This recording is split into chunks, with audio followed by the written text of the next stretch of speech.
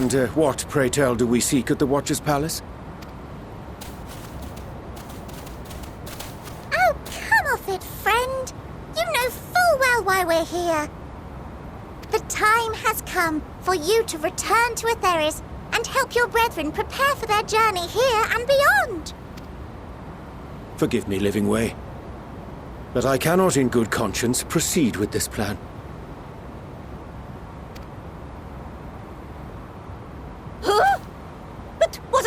final days. The death and the doom.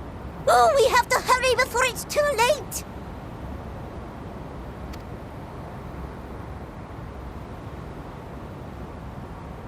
Your unflagging commitment to your duty is endearing, to say the least.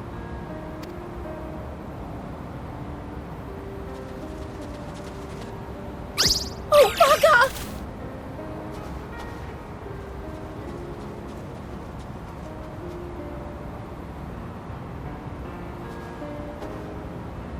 Be at ease. They bear you no grudge, nor do I. How could we, having come to understand your purpose? For millennia, you and yours worked tirelessly towards the singular purpose of this heavenly vessel's construction. An arduous feat by any measure. 'Tis clear you have spared no effort. Why, your very names are a testament to your dedication.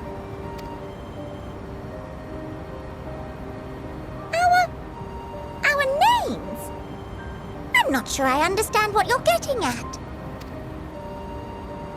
Names are an expression of the self, a declaration of one's hopes and aspirations.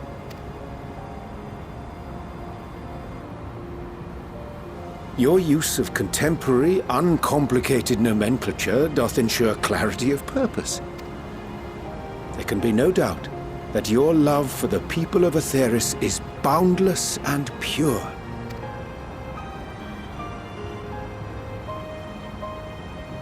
Yes! Yes! A most mellifluous phrasing. We Loperids were born of Heideland's love for Aetheris. That shining, shimmering blue jewel, brightest star in the sky, brimming with life and possibilities. For as long as I can remember, I've toiled in anticipation of the day when this vessel might be needed. All I've ever wanted was to meet those she cherished so dearly, to serve and serve well. That goes for all of us, don't you see?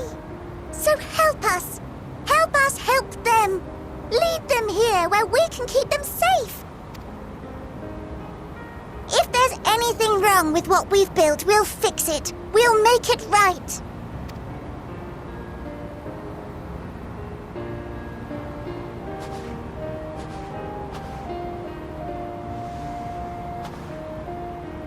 Your works want not for repair.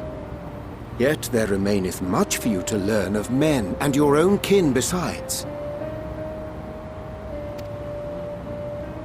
Singingway, thy name bespeaketh more than the simple marriage of rhythm and rhyme.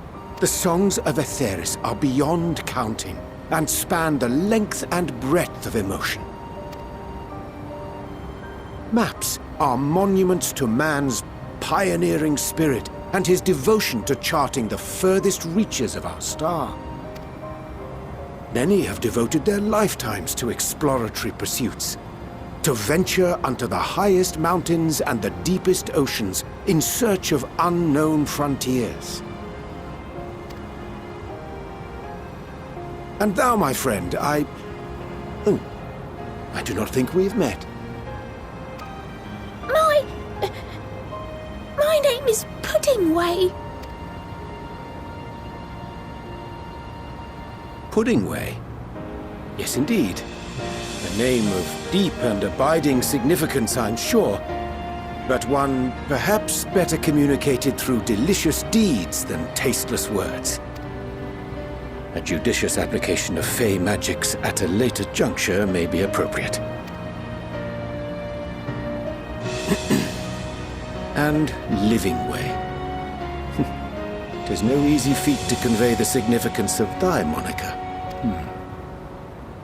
When I was a bookish boy, a dear friend of mine was fond of peppering me with questions as I read, to my occasional annoyance. One day, after much contemplation, she proffered this answer, the anticipation of a half-read story's conclusion. The hope today's mistake may serve as tomorrow's lesson. the wish that a new acquaintance may one day call thee friend. She believed it to be all these moments and more. I want to understand, but... I, too, still labor to find mine own answer. 'Twould be my pleasure to assist you and yours in embarking on a journey of self-discovery and enlightenment. For thee.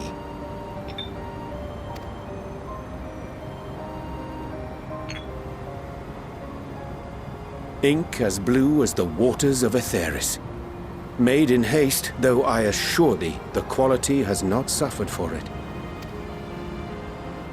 The people need not be persuaded by honeyed words. Nay, I have faith they shall do what is right in due course. Until they do, I beg your patience, friends. And with that ink, let us fill the empty pages of Livingway's compendium. An open exchange of ideas will surely afford you all a better understanding of modern man, and with it, ideas for improvements and renovations. But more importantly, it shall empower us to together find a way forward.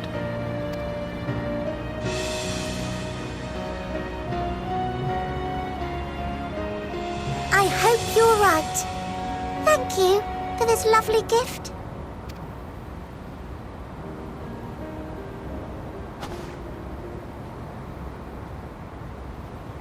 There you have it. I shall remain with the Loporrits to ensure that all is in order. Though we must needs prepare for every eventuality, you would all agree that the evacuation of our star is a last resort.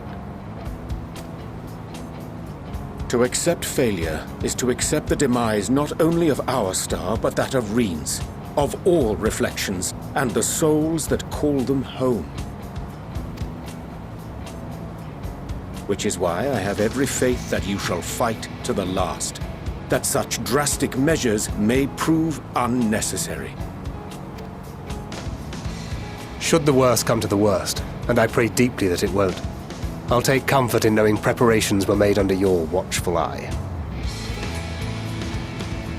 Aye, thou mayest be assured that if calamity cometh, not a soul will be left behind, if being the operative term.